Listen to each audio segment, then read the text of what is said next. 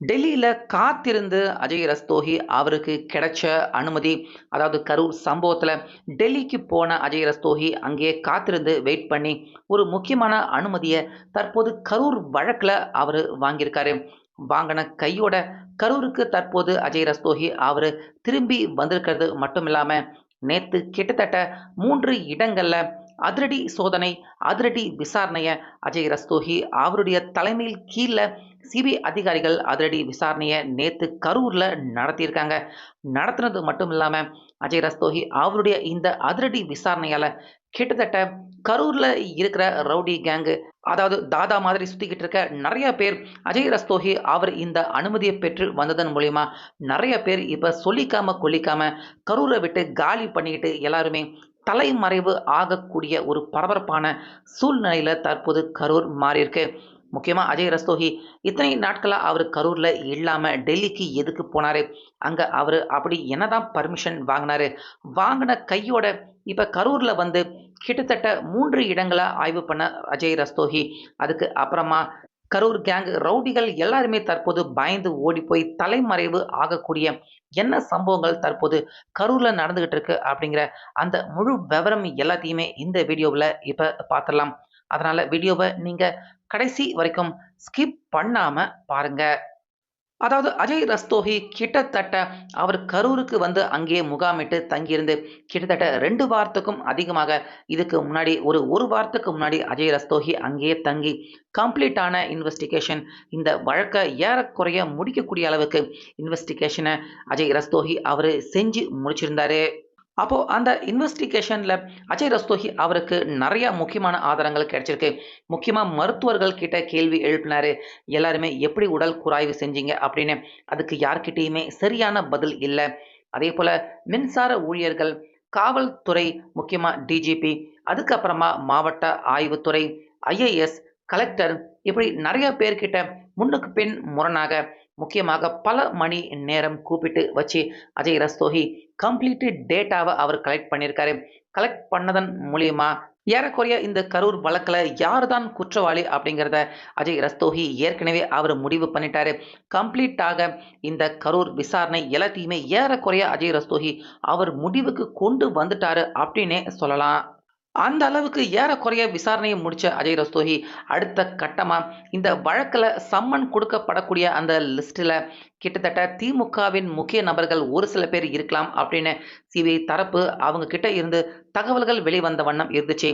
முக்கியமாக அந்த லிஸ்ட்ல ஒருவேளை அமைச்சர் செந்தில் பாலாஜி அவருடைய பெயர் கூட இடம் பெறலாம் அப்படிங்கிற மாதிரி தான் தகவல்கள் வெளிவந்த வண்ணம் இருந்தது. அதாவது அமைச்சர் செந்தில் பாலாஜி எப்படி அந்த இரவுல அவரு அவ்வளவு சீக்கிரமாக, அதாவது இங்க பாதிக்கப்பட்டவங்க எல்லாரும் அங்க மருத்துவமனைக்கு வர்றதுக்கு முன்னாடியே அமைச்சர் செந்தில் பாலாஜி மருத்துவமனையில இருக்காரு. அட்லீஸ்ட் அந்த குறைஞ்சபட்ச கேள்விய கூட நிச்சயமாக செந்தில் பாலாஜி அவர்கிட்ட யாரு வேணாலும் எழுப்பலாம். அதனால அமைச்சர் செந்தில் பாலாஜி அவருக்கு எதிராக அந்த குறைஞ்சபட்ச இன்வெஸ்டிகேஷன் கூட இன்னும் நடக்காம தான் இருக்கு. அதனால எப்படி நீங்க முன்கூட்டியே அங்க மருத்துவமனைக்கு வந்தீங்க அப்படிங்கிற கேள்விய கூட அஜய் ரஸ்தோகி குறைஞ்சபட்சம் செந்தில் பாலாஜி அவர்கிட்ட எழுப்புறதுக்கான அந்த வாய்ப்பு நிச்சயமாக இருக்கு. அதனால எந்த நேரத்துல வேணாலும் செந்தில் பாலாஜி அவருக்கு கண்டிப்பாக சம்மன் வழங்க வேண்டிய அந்த நிலைமையில தான் இதுக்கு முன்னாடியே இருந்தாங்க சிபிஐ அதிகாரிகள். முக்கியமா அஜய் ரஸ்தோகி சிபிஐ அதிகாரிகள் அவங்க மூலியமா செந்தில் பாலாஜி அவருக்கு சம்மன் கொடுக்கக்கூடிய அந்த எல்லா நடவடிக்கையும் ஏற்கனவே அவரு அதிகாரப்பூர்வமா எடுத்துட்டாரு. ஆனாலுமே ஒரு சில தடை தொடர்ந்து இருந்திருக்கு அஜய் ரஸ்தோகி அவருக்கு. செந்தில் பாலாஜி அவருக்கு சம்மன் தரத்துக்கான ஒரு சில சிக்கல்கள் இருந்திருக்கு அப்படின்னு தற்போது சிபிஐ வட்டாரங்கள் அவங்க சொல்றாங்க. அதனால இந்த கரூர் வழக்குல உடனடியாக கரூர விட்டுட்டு நேரடியாக டெல்லிக்கு கடந்த 1 வாரத்துக்கு முன்னாடி தான் அஜய் ரஸ்தோகி அவரு பயணம் பண்ணியிருக்காரு. அங்க டெல்லிக்கு போய் முக்கியமான நீதிபதி, இந்த வழக்க விசாரணை பண்ணிக்கிட்டு இருந்த அந்த நீதிபதி அவங்க கிட்ட இந்த வழக்குல ஒரு சில பேர நான் இன்வெஸ்டிகேஷன் பண்ணணும். சம்மன் அவங்களுக்கு குடுக்கறதுக்கான அந்த முக்கிய அனுமதி, அந்த ரைட்ஸ தற்போது அஜய் ரஸ்தோகி நேரடியாக அவரே டெல்லிக்கு போய் அங்க முக்கிய நீதிபதிகள் அவங்க எல்லாரையும் சந்திச்சு சிபிஐ அதிகாரிகள் மூலியமா தற்போது செந்தில் பாலாஜி அவருக்கு அந்த சம்மன் வழங்குறதுக்கான அந்த செந்தில் பாலாஜி அவர் மட்டும் கிடையாது. அவருக்கு கீழ இருக்கிற ஒரு சில ஆட்கள், முக்கியமாக அவங்க எல்லாருமே திமுக நிர்வாகிகளாக இருக்கலாம் அப்படிங்கிற மாதிரி சொல்றாங்க. அவங்க எல்லாருக்குமே சம்மன் தர்றதுக்கான அந்த அனுமதிய டெல்லிக்கு போய் அங்க நீதிபதிகள் அவங்க கிட்ட பேசி, இந்த வழக்கின் தன்மை அது எல்லாத்தையுமே விவரமாக விளக்கி சொல்லி, அந்த சம்மன் வாங்குறதுக்கான அந்த அனுமதிய தற்போது அஜய் ரஸ்தோகி டெல்லியிலேயே அவர் தங்கியிருந்து இந்த அனுமதிய தற்போது வாங்கிக்கிட்டு மீண்டும் கரூருக்கு அவரு வந்திருக்காரு. அது மட்டும் இல்லாம அஜய் ரஸ்தோகி அவரு கரூருக்கு வந்த அதே நேரத்துல சிபிஐ அதிகாரிகள் கிட்டத்தட்ட 3 இடத்த அவங்க ஆய்வு பண்ணியிருக்காங்க. ஏற்கனவே அந்த இடங்கள்ல ஆய்வு பண்ணியிருக்காங்க சிபிஐ அதிகாரிகள். ஆனாலுமே அஜய் ரஸ்தோகி அவருடைய தலைமையில மீண்டும் 3 முக்கியமான இடத்த சிபிஐ அதிகாரிகள் அவங்க ஆய்வு பண்ணியிருக்காங்க. அந்த 3 இடம் தான் எந்தெந்த இடம் அப்படின்னு பார்த்தீங்கன்னா, ஏற்கனவே விஜய் அவர்கள் கரூர் கூட்டத்துக்கு அவரு கிட்டத்தட்ட 2 இடங்கள கேட்டிருந்தாரு. அந்த கூட்டம் பொதுக்குழு கூட்டத்த விஜய் அவர்கள் நடத்துறதுக்காக. ஒண்ணு வந்து பார்த்தீங்கன்னா, லைட் ஹவுஸ் ரவுண்டானா, அதுக்கப்புறமா உழவர் சந்தை ரவுண்டானா. இந்த 2 முக்கியமான பகுதிகள தான் விஜய் அவர்கள் ஃபர்ஸ்ட்டு அவரு கரூர்ல அந்த கூட்டம் நடத்துறதுக்காக அவரு கேட்டிருக்காரு. அந்த இடத்துல பெரிசா நெரிசல் இருக்காது. அவருடைய பஸ் எல்லாமே ஈஸியா உள்ள வந்து போறதுக்கான அந்த இடம், ஸ்பேஸ் எல்லாமே தாராளமாக இருந்திருக்கு. அதாவது வேலுச்சாமிபுரத்துல இருந்த இடத்த விட அந்த லைட் ஹவுஸ், அதுக்கப்புறமா உழவர் சந்தை ரவுண்டானா இந்த 2 இடமும் பெருசாக இருந்திருக்கு. வேலுச்சாமிபுரம் அந்த இடத்த விட அந்த 2 இடம் தான் பெருசாகவும் இருந்திருக்கு. ஆனா போலீஸார்கள் விஜய் அவருக்கு அந்த 2 இடம் பெருசா இருக்கிற அந்த இடத்த தராம, இருக்கிறதிலேயே சின்னதாக இருக்கிற இடமான அந்த சந்தான வேலுச்சாமிபுரம் அந்த இடத்த விஜய் அவருடைய பிரச்சாரத்துக்காக ஒதுக்கியிருக்காங்க. இந்த விஷயத்த ஏற்கனவே சிபிஐ அதிகாரிகள் அவங்க எல்லாருமே நேராக போய் ஆய்வு பண்ணியிருக்காங்க. ஆனாலுமே இப்ப அஜய் ரஸ்தோகி அவர் கரூர்ல இருந்து வந்த உடனே இந்த விஷயத்த ஃபர்ஸ்ட் அவர் போய் பார்த்திருக்காரு. அதாவது எந்த இடம் பெருசாக இருக்கு? விஜய் அவருடைய பஸ் எவ்வளவு நீளமாக இருக்கு? அந்த நீளத்துக்கு தகுந்த மாதிரி காவல்துறை அவங்க ஆய்வு பண்ணாங்களா? விஜய் அவருடைய அந்த பஸ் உள்ள வந்துட்டு போறதுக்கு எந்த இடம் பெருசாக இருக்கு? வேலுச்சாமிபுரம் பெருசாக இருக்கா? இல்ல உழவர் சந்தை ரவுண்டானா பெருசா இருக்கா? இல்ல லைட் ஹவுஸ் பெருசாக இருக்கா?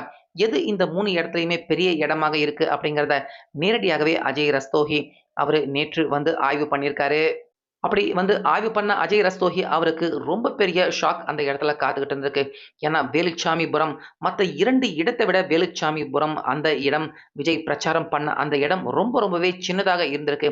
இத பார்த்த அஜய் ரஸ்தோகி அவருக்கு ரொம்ப அதிர்ச்சி ஏற்பட்டிருக்கு. எப்படி இப்படிப்பட்ட ஒரு இடத்த காவல்துறை அவங்க விஜய் அவருக்கு அந்த பிரச்சாரம் நடத்துறதுக்கு அனுமதி குடுத்தாங்க அப்படிங்கிற கேள்வி இந்த 3 இடத்தையுமே ஒப்பிட்டு பார்க்கிறப்ப, ஒரு சாதாரண மனுஷனுக்கே அந்த கேள்வி நிச்சயமாக மிகப்பெரிய அளவுல நிச்சயமாக எழக்கூடும். அப்படிப்பட்ட ஒரு சந்தேகம், சாதாரண சந்தேகம் எல்லாருக்குமே ஏற்படுற மாதிரியான சந்தேகம் தற்போது அஜய் ரஸ்தோகி அவருக்கு வந்திருக்கு. அப்படி வந்த கையோட நேரடியாக காவல்துறை அவங்கள கூப்பிட்டு தான் நேத்து அவரு ஃபர்ஸ்ட்டு விசாரிச்சிருக்காரு. எப்படி நீங்க இந்த 2 இடம் பெருசா இருக்கு. அத விட ரொம்ப சின்னதாக இருக்கிற இந்த இடத்துல எப்படி நீங்க பர்மிஷன் குடுத்தீங்க? அப்படின்னு காவல் ஆய்வுத்துறை அவங்கள கூப்பிட்டு லெஃப்ட், ரைட் வாங்குன அஜய் ரஸ்தோகி இந்த பரபரப்பான முக்கியமான கேள்விய காவல்துறை அதாவது அனுமதி குடுத்த காவல்துறை அவங்க கிட்ட தான் ஃபர்ஸ்ட்டு அந்த கேள்விய அஜய் ரஸ்தோகி அவரு கேட்டிருக்காரு. அஜய் ரஸ்தோகி அவருக்கு தெரியும். யாருடைய அந்த பிரஷர் மூலியமா காவல்துறை அவங்க இப்படி அங்க ஃபர்ஸ்ட்டு லைட் ஹவுஸ், அதுக்கப்புறமா உழவர் சந்தை ரவுண்டானால அனுமதி தராம, வேலுச்சாமிபுரத்துல அனுமதி குடுத்தாங்க அப்படிங்கிற எல்லா விஷயமும் அஜய் ரஸ்தோகி அவருக்கு ஏற்கனவே தெரியும். ஆனாலுமே காவல்துறை அவங்க என்ன சொல்றாங்க அப்படின்னு கூப்பிட்டு திருவி விசாரிச்சு பார்த்திருக்காரு. அதுக்கு காவல்துறை தங்களுக்கு மேலிடத்தில் இருந்து வந்த பிரஷர் காரணமாக தான் அந்த முடிவை எடுத்தோம் அப்படின்னு காவல்துறையும் அவங்க வாக்குமூலத்த அஜய் ரஸ்தோகி அவர்கிட்ட சொன்னதா தெரியுது. மேலும் ஏற்கனவே டெல்லிக்கு போய் அங்க போய் வெயிட் பண்ணி கிட்டத்தட்ட 2, 3 முக்கியமான அதிகாரிகள் அதாவது திமுகவை சேர்ந்த நபர்களாக இருக்கலாம் அப்படின்னு சொல்றாங்க. 2, 3 நபர்கள் முக்கியமாக அதுல செந்தில் பாலாஜி அவர் கூட இடம் பெறத்துக்கான வாய்ப்பு இருக்கு. இவங்க எல்லாருக்குமே சம்மன் தர்றதுக்காக தான் டெல்லிக்கு போய் அனுமதிய ஸ்பெஷல் பர்மிஷன தற்போது அஜய் ரஸ்தோகி அவரு வாங்கிட்டு வந்திருக்காரு. வந்த கையோட இந்த வழக்கின் தன்மை இப்ப இந்த 3 இடத்துல எதுக்காக வேலுச்சாமிபுரத்த குடுத்தீங்க அப்படின்னு காவல்துறை கிட்ட கேட்டா, அவங்களும் அந்த கட்டாயத்தின் அடிப்படையில, பிரஷரின் அடிப்படையில தான் குடுத்திருக்காங்க. அதனால இந்த வழக்கு தற்போது அடுத்த கட்டமாக இத்தனை நாட்களா அதிகாரிகளை விசாரிச்சுக்கிட்டு இருந்தாங்க. இப்ப அடுத்த கட்டமாக அரசியல்வாதிகள் அவங்கள விசாரணை பண்றதுக்காக இப்ப இந்த கரூர் வழக்கு நகர்ந்து செல்றதுக்கான அந்த வாய்ப்பு உருவாகியிருக்கு.